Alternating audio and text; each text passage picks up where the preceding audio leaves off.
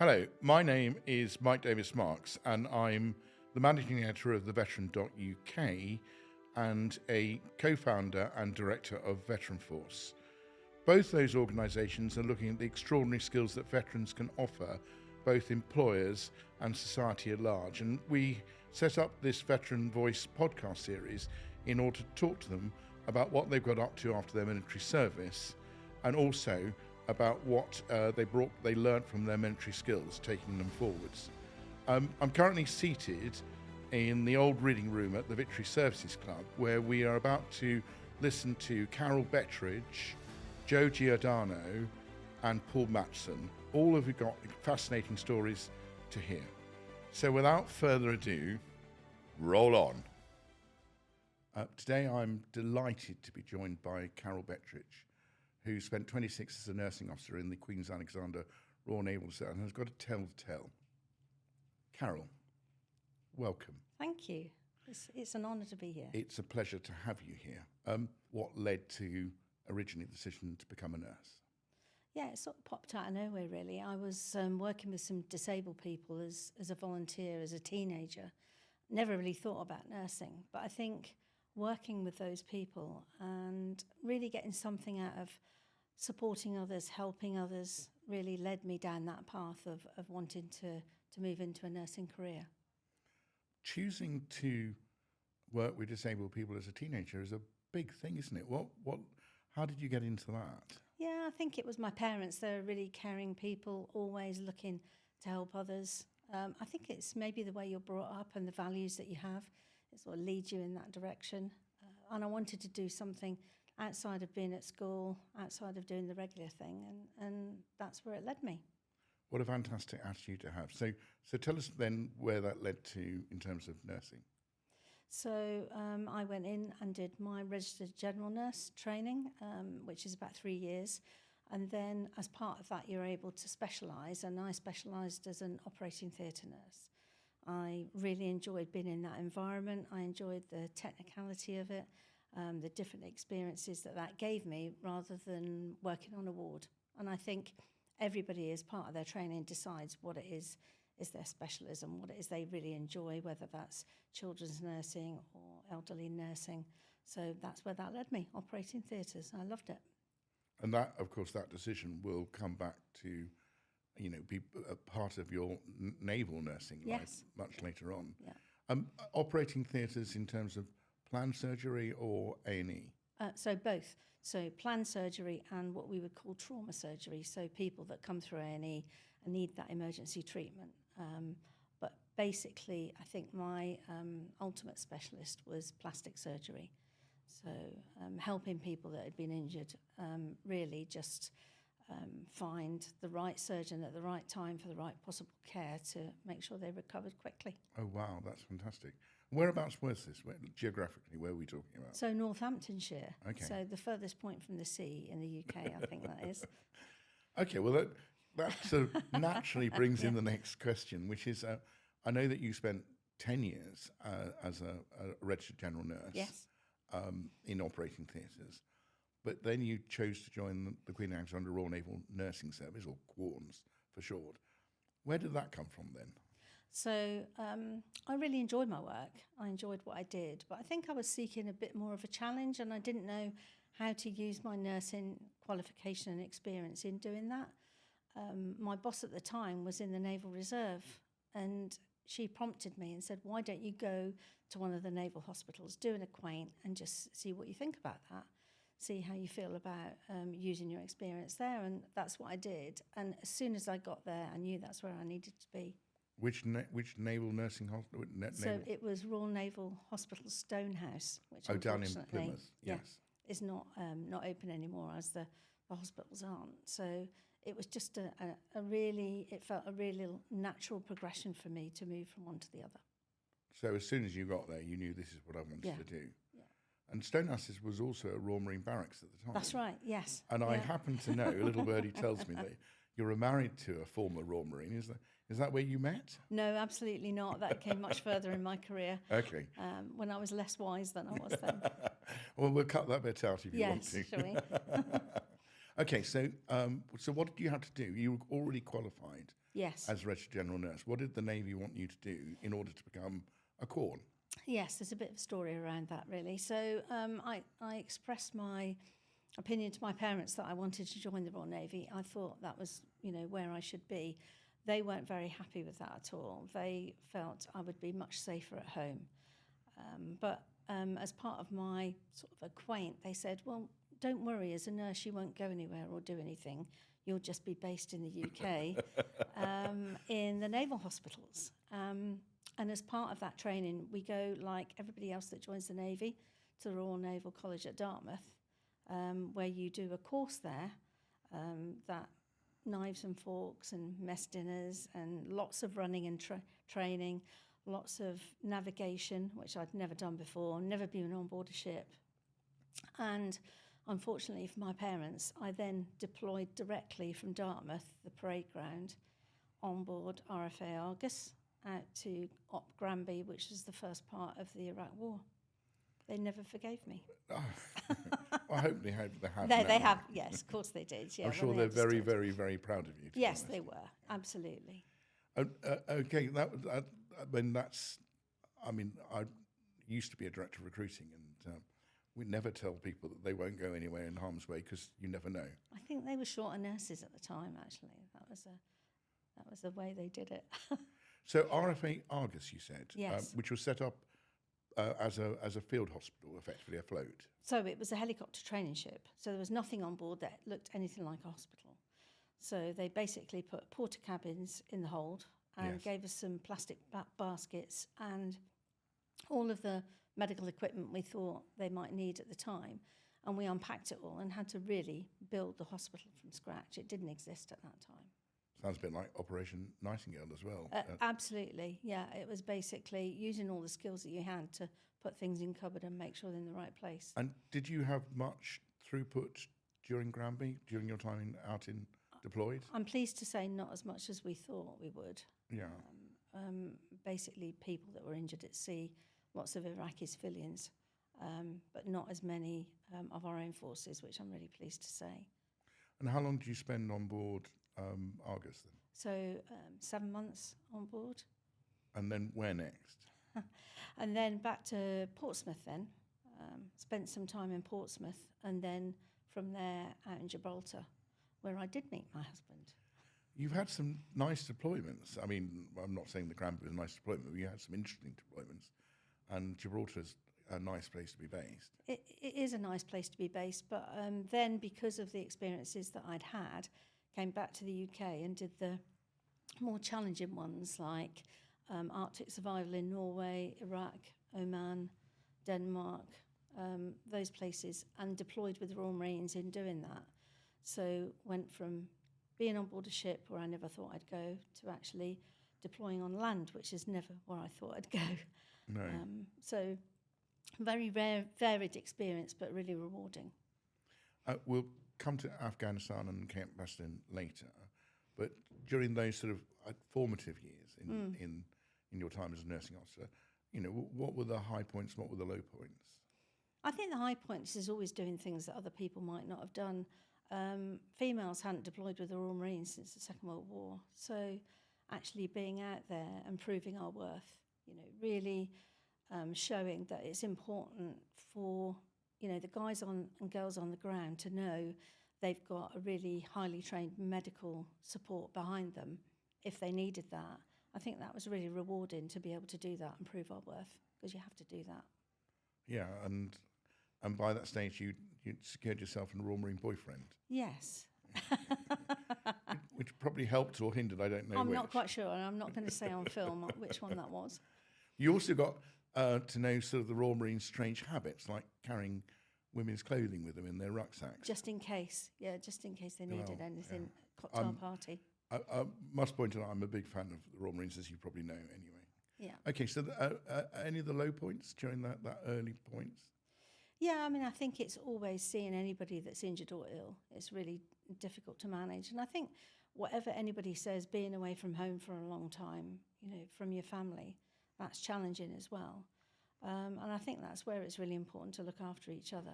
So There were low points. I mean, on board Argus, we were face down on the deck as Scud missiles, flew over. So, and if you've not been part of any sort of conflict or war, that's whatever you say. It's really scary stuff. But yeah, I can imagine what your parents were thinking at the time. yes, that was the time when they weren't speaking to me.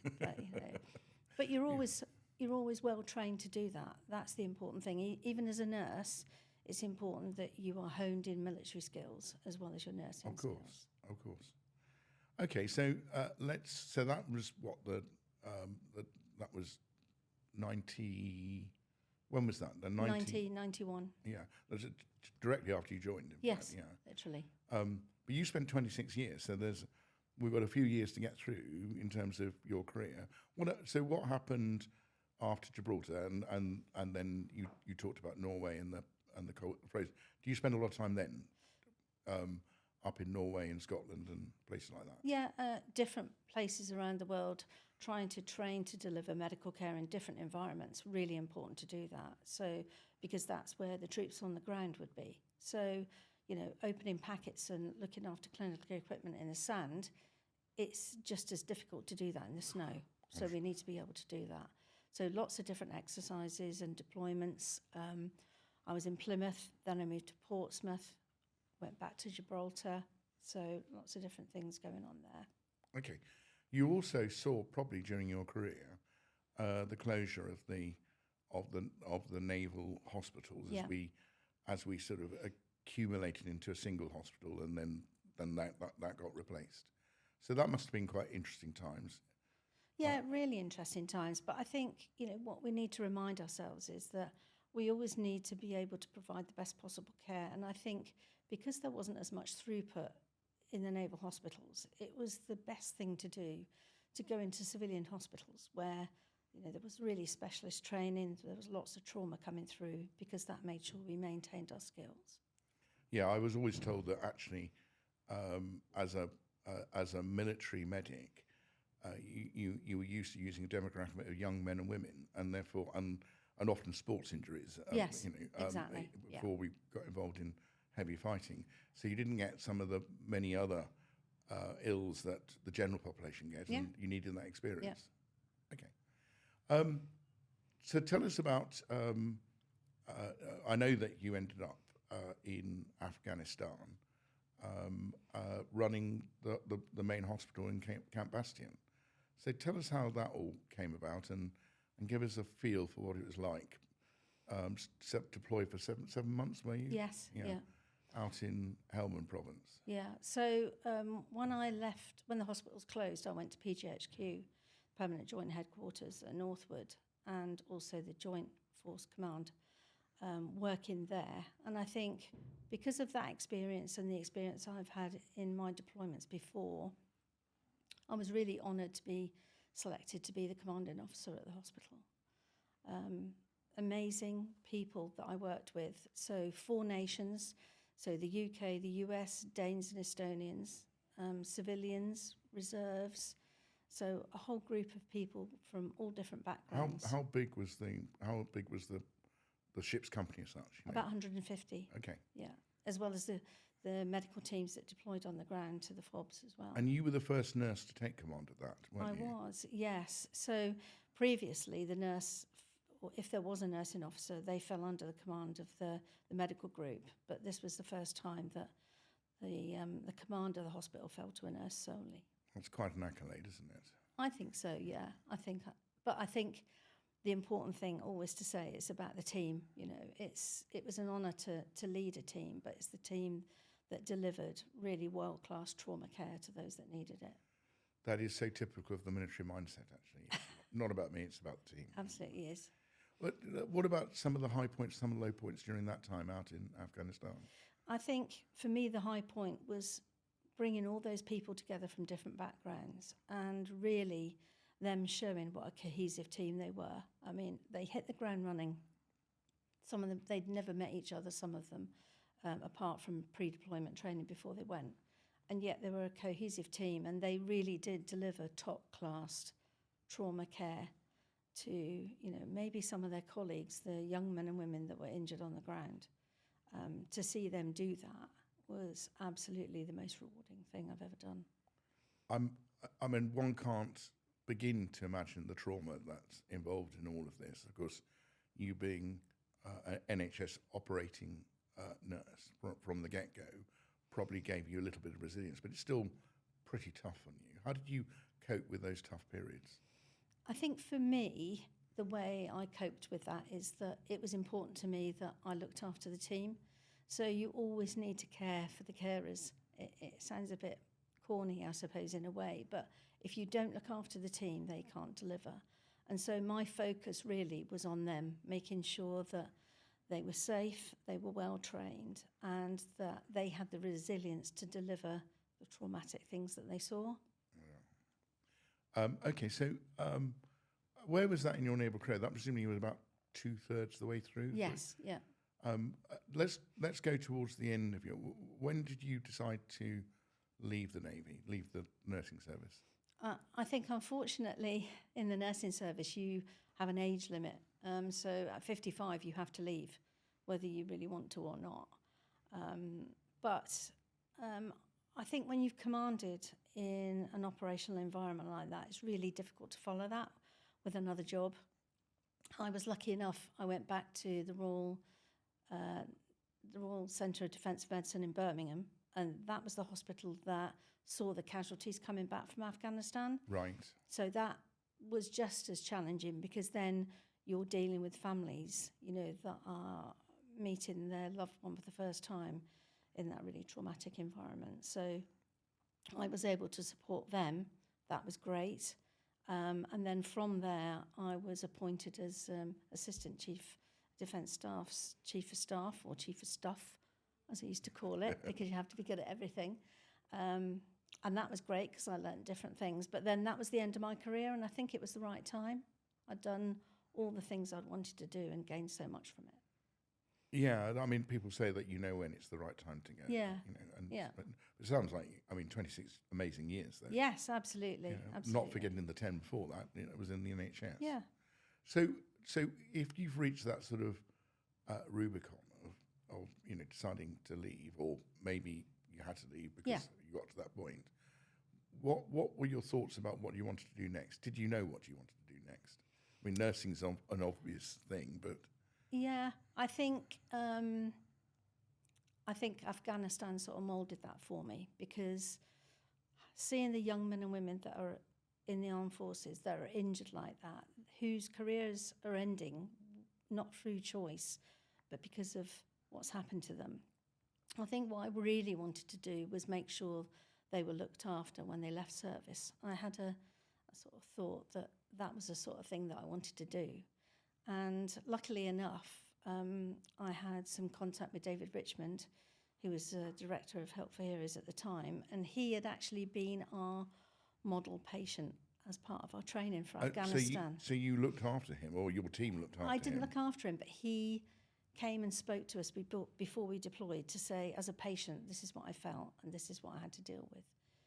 And that was a really important piece of our training. So he got in contact with me and knew that I was leaving and said, you know, look, Help for Heroes could really do with some clinical input. What do you think? And it was a smooth transition, I suppose, into what I really wanted to do. Yeah, as you know, we've had David Richmond on the Veteran Voice previous to this, and he's an amazing, inspirational figure. Absolutely is. And he also speaks incredibly highly of you, which is one of the reasons why you're here now. Yeah, so. Thank you. Okay, so Help for Heroes. Everyone knows when Help for Heroes was formed, when some disabled people weren't allowed to go swimming in a swimming pool, and very quickly became the sort of, you know, the charity of charities. But what were you involved in when you got there? And you said clinical lead. Yeah. And tell us a bit more about Help for Heroes now.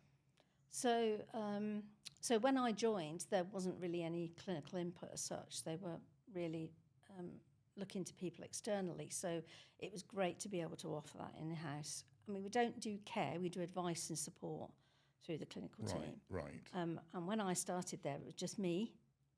You were the advice. I was the advice. Yeah. And I'm very pleased to say that with the support of Help for Heroes leadership team, we built that into a team of 30 Wow. amazing nurses, occupational therapists and administrators, many of them who I deployed with, many of them ex-serving personnel themselves, which is a fantastic thing to do because, when you're at your lowest ebb, if you've got a link with somebody, you've served somewhere together or you've got that language, it really helps people open up and be able to support them.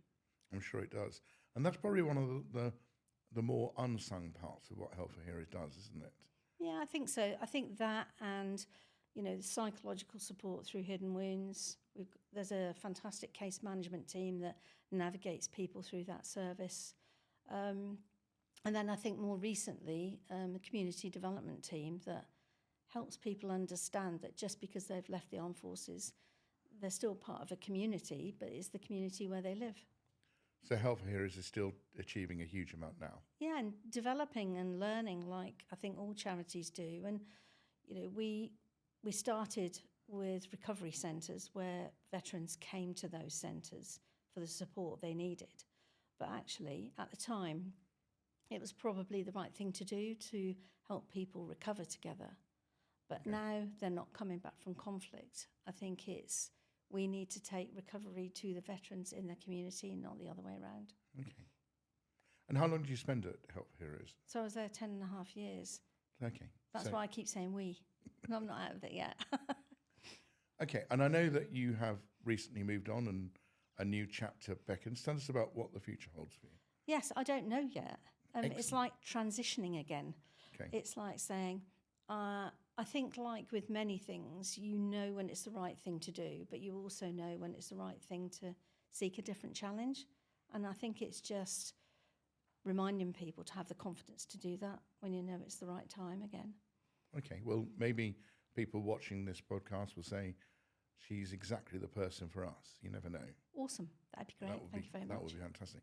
Okay. So a couple of questions now that sort of one at the beginning, one at the end, in terms of what would you advise people thinking about a nursing career in the forces today? What would your advice to someone thinking about that be now?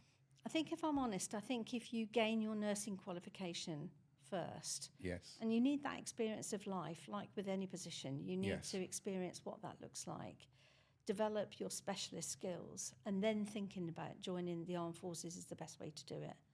I think for many people, that's the right way. And how could they, because you were invited down to Stonehouse, I think you said. Yes. How can they get that sort of You taste? can still do that. You can go into the recruiting office and they will talk to you about what it's like to be a nurse in the armed forces and arrange those acquaintances. Still do them. And your advice would be not to tell their parents No. about what they might do. No. Well, just not to believe you're not going to go anywhere or do anything is probably the right advice. And on the other end, I know that you had a smooth transition to Help for Heroes, but for those of your regiment, thinking about leaving, what advice would you give to them? I think, again, it's about that. If you feel it's the right time to leave, it probably is. Not to be apprehensive about that, because I think the skills the armed forces give you are very, very transferable, and I think a lot of us don't realise that until you do it. So have the confidence that you will be valued and you will find something where you can use those skills. And, talk to veterans around you, talk to people that have already left, and all the different organisations like Bootnecked into Business that will, help you do that. Got to get Bootnecks into business. Absolutely. My husband would never forgive me otherwise. Okay, well, as you know, transferable skills is what the veterans are all about in terms of promoting them. And to the veterans themselves, as you say, that often we as veterans underestimate what we've got to offer. Yes, definitely. What do you think? What did you specifically learn in the military that you wouldn't have learned elsewhere in terms of those skills? How would you define those? I think you learn a lot about leadership because it's a unique environment where you see good leadership and not so good leadership. And you can take the points from those and develop your own style. I think that's a really rewarding and unique place to be able to do that. Yeah, I agree. And is there you served. You spent time in the NHS prior to joining Yeah. the forces. Is there a system where you can go back to the NHS with all those transferable skills you just mentioned and put them into good use and help the NHS? Yes. Yeah, it's called Step Into Health. So the NHS run a programme where they really are keen to employ veterans, people that have served, because they know the skills exist there. Because I think the NHS has done a lot of work with the MOD and with the armed forces, so they understand that. Okay. It's been a fascinating conversation. I've learnt an awful lot about this, and it's inspirational to speak to somebody that was the first nurse in charge of a big hospital out in Afghanistan, when all about was sort of carnage. So thank you very much for joining the Veteran Voice. Thank you for sharing your insights and your stories, and it's been a pleasure meeting you. Me too. Thank you so much for listening to me.